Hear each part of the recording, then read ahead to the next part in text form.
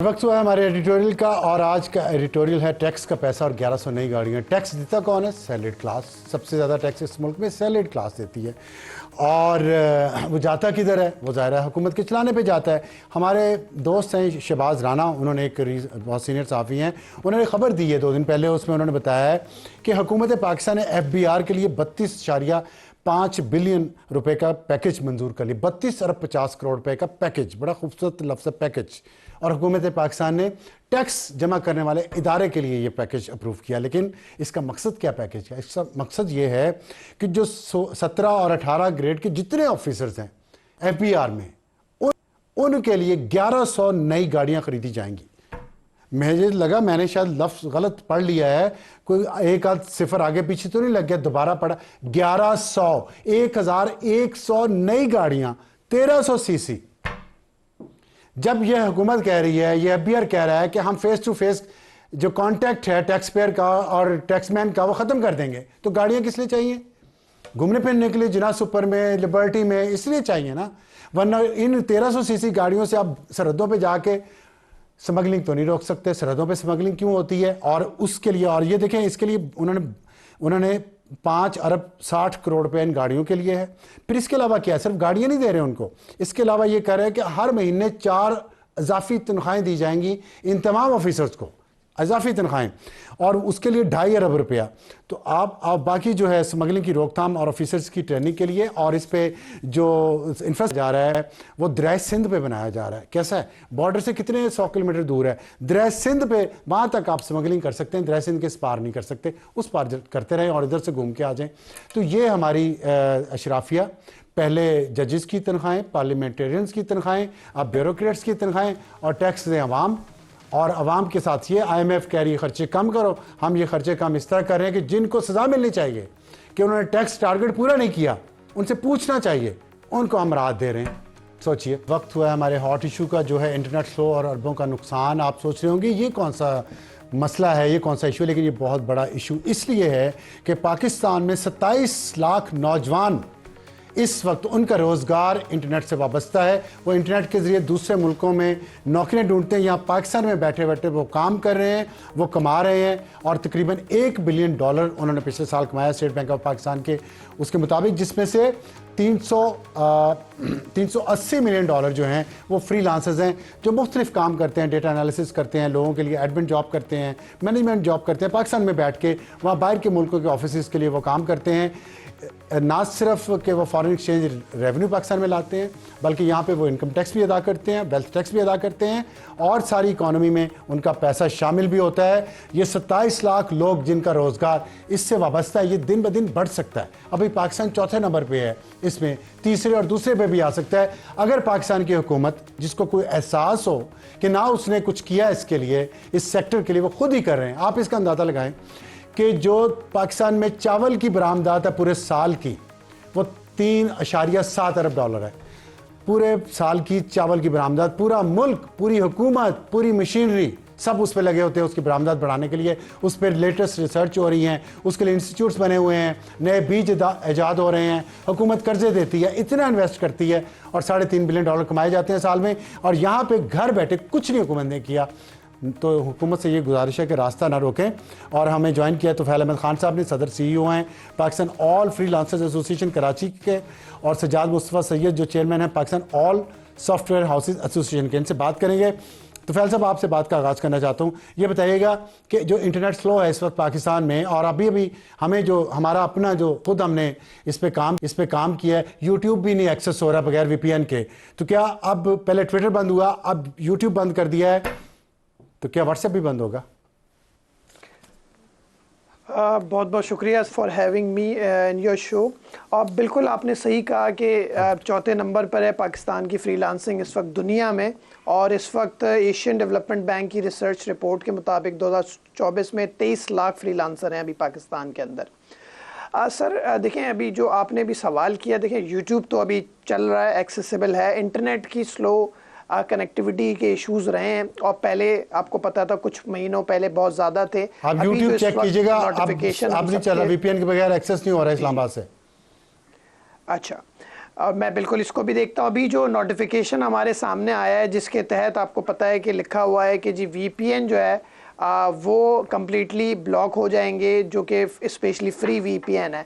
तो इस पे हमें देखना, देखें नेशनल सिक्योरिटी पे तो ऑब्वियसली कोई कॉम्प्रोमाइज़ आप और मैं भी नहीं करेंगे, नेशनल सिक्योरिटी पे तो हम कॉम्प्रोमाइज नहीं करेंगे ना। लेकिन जो सोल्यूशन है, जैसे दुनिया में और इदारे भी कर रहे हैं, ये जो नेशनल सिक्योरिटी की बात इसमें लिखी हुई है, आप इस पर थोड़ा सा गौर करें कि चाहे वो यूएई हो, चाहे वो इंडिया हो, चाहे वो सऊदी अरबिया हो, हर जगह पे वीपीएन के मलेशियस इस्तेमाल पे पाबंदी है।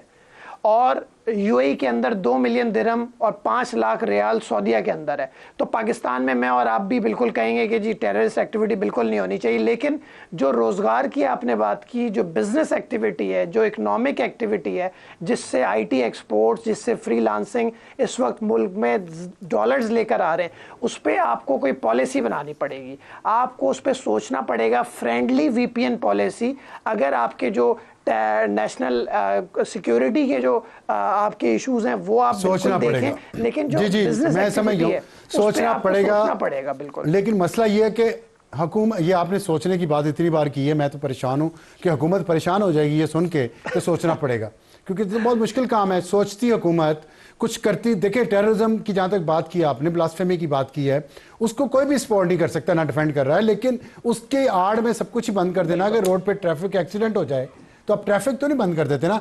सजा साहब, मैं आप मुझे बताइएगा कि अभी जो बात की है तुफैल साहब ने कि सिक्योरिटी के लिए, जाहिर है सब उस पर कहते हैं टेररिज्म की बात है या ब्लास्फेमस कंटेंट की बात है, लेकिन उसके साथ साथ यूएई की एग्जांपल भी आई है। यूएई वालों को ये सहूलत तो मुयसर है ना कि 4G 5G 4G 5G की तरह चलते हैं, इंटरनेट स्लो नहीं है, और वो जो भी कवानीन है उसकी वो इज्जत तो करते हैं, लेकिन ऑन ब्लॉक तो नहीं सब कुछ बंद कर दिया गया वहाँ पे। आप पाकिस्तान की हुकूमत को या जी सर, यहाँ पे अहले करम हैं, उनको क्या मशवरा देंगे, कैसे इस चीज़ को हैंडल करें कि लोगों का रोजगार भी मुतासर ना हो और नेशनल सिक्योरिटी भी मुतासर ना हो? जी सर एब्सोल्युटली, जैसे कहा आप लोगों ने फरमाया कि नेशनल सिक्योरिटी तो ऑब्वियसली टॉप प्रायोरिटी है, और हमने मिनिस्ट्री ऑफ इंटीरियर के साथ हमारी एक मीटिंग हुई थी और हमने उनसे ये दरख्वास्त की थी कि ऑब्जेक्टिव जो है वो तो कम्प्लीटली हम सपोर्ट करते हैं, उसमें तो कोई मसला ही नहीं है, कोई आर्ग्यूमेंट ही नहीं है। हम लोग ये कह रहे थे कि इसका बिज़नेस इकोनॉमिक इम्पैक्ट इतना ज़्यादा है कि अगर ये सही तरीके से पॉलिसी रोल आउट ना हुई तो हमारी आईटी इंडस्ट्री, जिसकी एक्सपोर्ट $3 अरब है, और as per prime minister's plan we are fully aligned कि हम 5 साल में इसको $15 अरब तक लेके जा सकते हैं। अगर ये पॉलिसी सही तरीके से इम्प्लीमेंट ना हुई तो हमारी इंडस्ट्री बंद हो जाएगी। It is that clear. और हमने ये कहा था, अब हमारे साथ डिस्कस करें, हम आपको ये तरीका बताएंगे।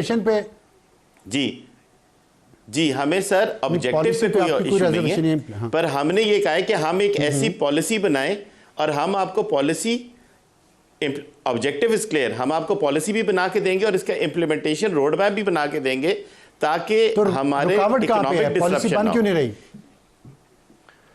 सर पॉलिसी के अंदर हमसे ना पूछा गया और इम्प्लीमेंटेशन में तो बिल्कुल भी नहीं पूछा गया, हमें बताया गया। सो हम ये कह रहे हैं कि इंडस्ट्री को अपने साथ शामिल करें, हमारा ये रोजाना का काम है। हमारे मुल्क में माशाल्लाह पूरी दुनिया को टेक्नोलॉजी हम प्रोवाइड करते हैं। सो हम ना सिर्फ एक आपको बहुत अच्छा पॉलिसी में भी हेल्प कर सकते हैं, और ऐसी पॉलिसी मिल के बनाए। हमारा अपना मुल्क है सर, हम ओन करते हैं, हम नेशनल सिक्योरिटी हम ओन करते हैं, हम पाकिस्तानी हैं। सो हम बिल्कुल आपके साथ, हुकूमत के साथ मिल के पॉलिसी भी बनाना चाहते हैं, इम्प्लीमेंटेशन फ्रेमवर्क भी बनाना चाहते हैं। और सर मैं ज़रा सा अर्ज कर दूं कि इसकी इंपॉर्टेंस क्या है। सर आईटी इंडस्ट्री इस वक्त is among the largest employers of youth. हम यूथ को एम्प्लॉय करते हैं। We are the fastest growing export industry and we are the largest tax payers. और हम लोगों ने अगर अपनी पॉलिसी और इम्प्लीमेंटेशन ना की तो आप ये समझें कि हम $3 अरब प्लेट में डाल के अपने मुल्क से बाहर अपने कंपेटिटर ममालिक को दे रहे हैं। सो हमारी कल भी यही रिक्वेस्ट थी, आज भी यही रिक्वेस्ट है कि गवर्नमेंट हमारे से बात करे। हम गवर्नमेंट को इसकी पॉलिसी में भी हेल्प करेंगे, इसकी इम्प्लीमेंटेशन में भी हेल्प करेंगे, ताकि नेशनल सिक्योरिटी ऑब्जेक्टिव्स भी अचीव रहें और हमारा इकोनॉमिक इम्पैक्ट भी ना हो। सजाद मुस्तफ़ा सैयद साहब, chairman Pakistan all software houses association Lahore में मौजूद हैं और वो कह रहे हैं उस हुकूमत से जो 99% लाहौर की है, और उनसे वो दरख्वास्त कर रहे हैं कि आप हमसे मिल लें, हमसे बात कर लें। क्यों कह रहे हैं वो ये कि $3 बिलियन की एक्सपोर्ट है आईटी की, और मैंने अभी आपको बताया चावल की एक्सपोर्ट जो है $3.7 बिलियन है। पिछले 5000 साल से हम चावल उगा रहे हैं और ये आईटी इंडस्ट्री तो अभी आई है, और इसमें कितनी ग्रोथ है कि लार्जेस्ट टैक्स पेयर्स हैं, लार्जेस्ट एम्प्लॉयमेंट अपॉर्चुनिटीज़ इन्होंने यंगस्टर्स के लिए क्रिएट की गई हैं, और फिर भी हुकूमत के पास टाइम नहीं है, और हुकूमत के पास वाकई टाइम नहीं है। हमने आज दरख्वास्त की आईटी मिनिस्टर शिज़ा फातिमा ख्वाजा साहबा से कि प्लीज़ हमारे प्रोग्राम में तशरीफ़ लाएं और लोगों के इन सवाल लें, लेकिन उन्होंने मैसेज व्हाट्सएप पे पढ़ लिया, जवाब नहीं दिया। इंफॉर्मेशन मिनिस्टर अता तारड़ साहब को हमने कहा, वो भी यंग है, लाहौर से हैं, शिज़ा भी लाहौर से हैं, लेकिन उन्होंने भी मैसेज पढ़ लिया, जवाब नहीं दिया। तो अब मैसेज पढ़ने का भी मैं बता रहा हूँ टीवी पे, इसलिए आप व्हाट्सएप भी बंद कर दें, या कम से कम ब्लू टिक बंद कर दें, ताकि आप हमें पता ना चलेगा। आप मैसेज पढ़ के भी इग्नोर करें। तो जहाँ पे पॉलिसी का ये हाल है, उसमें तफैल साहब बताइएगा आपको कितनी उम्मीदें हैं कि हुकूमत नेशनल सिक्योरिटी को भी बचा लेगी और लोगों के रोज़गार को भी। जी बिल्कुल, आप सही कह रहे हैं। जैसे कि सर अफसार भाई, आपको याद होगा सिम वेरिफिकेशन का एक बहुत बड़ा कैंपेन चला था, बैंक अकाउंट की वेरिफिकेशन की बहुत बड़ी कैंपेन चली थी, आपको याद होगा।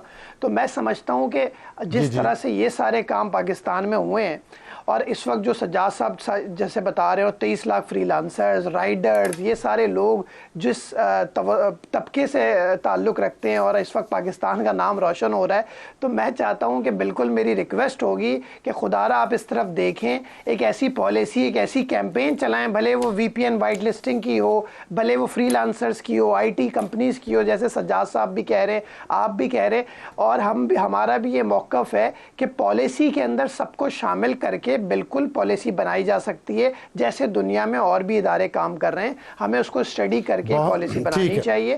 और हमने बहुत शुक्रिया तुफैल साहब और सज्जाद मुस्तफ़ा साहब। और आपने सुना कि 1 अरब सिर्फ टैक्स देते हैं दुकानदार और उनकी मिन्नतें करती है ये हुकूमत, और $3 अरब रेवेन्यू आ रहा है, फॉरेन एक्सचेंज आ रहा है, इनकम टैक्स आ रहा है, वेल्थ टैक्स आ रहा है, सबसे ज़्यादा एम्प्लॉयमेंट है यंगस्टर्स की, और हुकूमत के पास वक्त नहीं है। इस पर बहुत बात हो सकती है, लेकिन टाइम नहीं है इस वक्त हमारे पास।